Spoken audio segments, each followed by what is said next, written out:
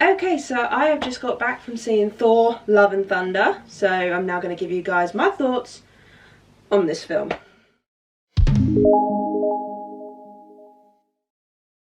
Okay, so apologies in advance, my neighbours, well not my neighbours, but my neighbours' neighbours, so like a couple of houses down, they're currently playing music and they ain't going to stop for a while, and I want to get this review out to you as soon as possible, so unfortunately if you hear a bit of music, that's the reason.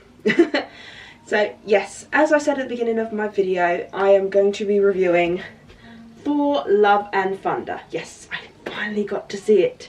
But the question is, did I enjoy it or did I not enjoy it, or did I get the same feelings as everybody else? Kind of mix of all three. So just a quick plot summary of Thor, Love and Thunder. Basically, obviously we're back with Thor. He's with the Guardians. And basically he's gone off and he's going to find who he is, because he's lost who he is. And that's when he bumps into Jane, his ex-girlfriend, who has now become Lady Thor, which I quite enjoyed her character. And they've now got to try and stop this god butcher, so basically he just kills gods. So that's basically the plot. I won't say any more than that, because I do try and stay as spoiler free as possible on this channel, because I don't like spoiling things for people. So let's just go straight into the review. Not the best Thor, but also not the worst Thor. So for me, I did enjoy this film. I'll start with the positives. I laughed a good few times. I liked the fact that Thor's characters developed a little bit more. I liked seeing Jane back, and I liked the fact that she was back as the mighty Thor. And I liked that kind of sort of like side plot with her that's going on. I liked seeing Valkyrie again and Korg. You got all sort of like the Guardians as well. So seeing all those characters, loved it. But yeah, there were some really funny moments in this. The soundtrack was really good as well. I quite enjoyed that.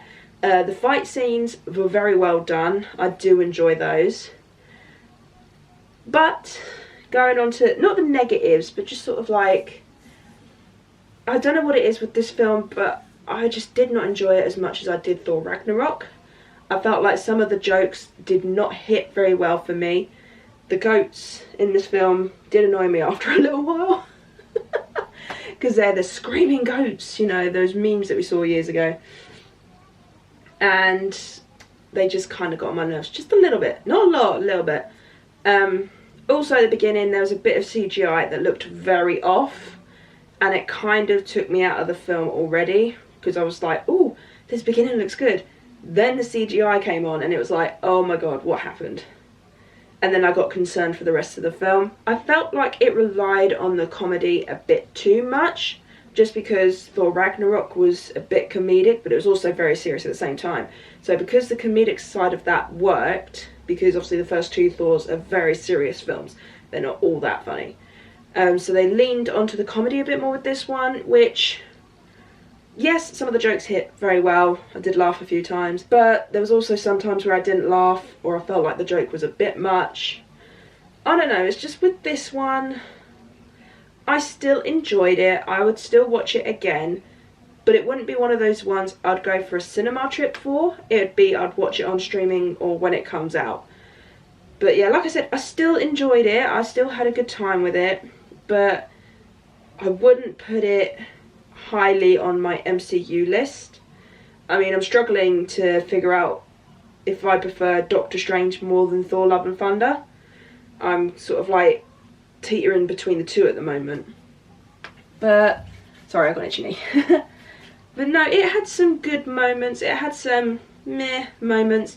There's 2 end credit scenes, so stay for the full length of the credits, because otherwise you will miss stuff. So if you're a massive Marvel fan, you know to stay till the very end anyway. But just so you know.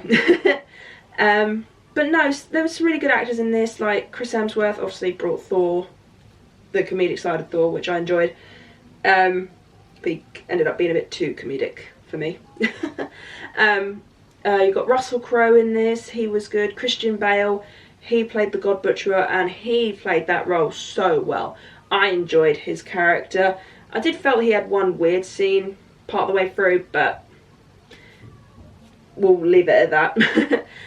The side plot with Jane Foster, I do like the fact that they are sticking to the comic book story from what I've heard. I can't guarantee it, but this is from what I've heard anyway.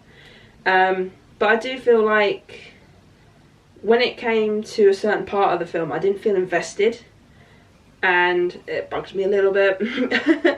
But no, it's not a terrible movie. I've seen a lot worse. Thor: Dark World. It's me, I say no more. But also, I don't know, like, for me, I think it just lent too much on the comedic side of things. But, so some of the jokes hit, some of them didn't. I've got very mixed feelings for a first time watch. Who knows, maybe when I watch it a second time at home, maybe I'll enjoy it more. But I am glad I got to see it at least once on the big screen, because the effects looked amazing. You got to see Thor's butt. But no, it's okay. It's not anything sort of like blow your mind amazing. Not like Spider-Man No Way Home. But like I said, it's not the worst Thor film, but it's not exactly the best either. I think if I was to do a ranking, I'd probably put it right slap bang in the middle. But no, I'd say, I don't know what else I can say about this film. It's just, the costumes looked great. I will admit, I do like the costumes in this film. And yeah, some of the shots were really good as well. The end battle, I well enjoyed that. I thought it was adorable. I'm not going to say any more than that. But yeah, I'm very 50-50 on this film. Like, I don't get why I got so many complaints though, because I still enjoyed it. So even though, for me, it wasn't as good as Thor Ragnarok, I still quite enjoyed it. And I don't get where some of the complaints are coming from, saying that it's not as good. Like, I don't know. It's not the worst Thor film, but it's not the best either. Like I said. So, final rating for this, for right now, maybe once I rewatch it, maybe my score might change. But for now, I'd probably give it, ooh, I don't know what I'd give it. I would probably give it, for now, this is me being generous, probably give it a 6.5 out of 10. I think if all the jokes hit more, I think it would have been nudged to a 7. But for right now, I'm going to give it a 6.5 out of 10. That'll be my final rating for this film. Like I said, maybe upon rewatch, I might change my mind. But for now, that's going to be my final score for Thor: Love and Thunder. Okay, so that's my review for Thor: Love and Thunder. I am a bit late, obviously, because the film came out last week. But I finally watched it. Yay! Like I said in one of my previous videos before I took a break, I will be working on my MCU ranking, and I will be taking my time with it. I'm not going to rush it, because I think I'm just rushing stuff way too much. So I need to just take my time, calm myself down, and just get them done when I get them done. So keep an eye on the channel for that. So yeah, I really hope you enjoyed this review of Thor: Love and Thunder. I will also be doing a ranking of all 4 Thor films. Oh my god, that sounds so hard to say.